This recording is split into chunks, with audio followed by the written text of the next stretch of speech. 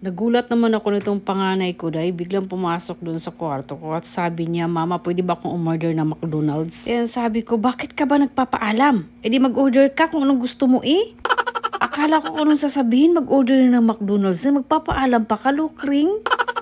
Sabi niya pa, pwede ba talaga akong mag-order ng McDonald's, Ma? Kaya nagtaka ako, bakit siya nagpapaalam? Sabi ko, wala ka bang pambayad? Sabi niya, meron. E di ba nakakaluka, dahi? Ang akala ko tuloy wala siya mabayad kasi mag-order siya, magpaalam pa siya sa akin, day. Well, anyway, nakakatuwa naman kahit siya ay may pera na, ay magpapaalam pa rin siya kung anong gagamitin niya. Tapos ito nga, dahil nga may gagawin daw siya sa online, kaya pag dumating daw yung McDonald's ay babayaran ko daw.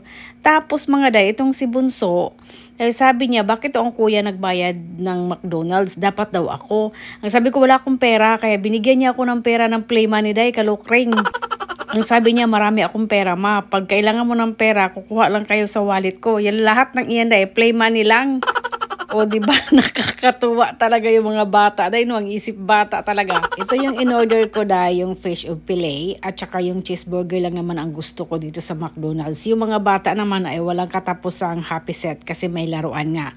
Maraming salamat mga Inday sa panunood nyo sa aking videos.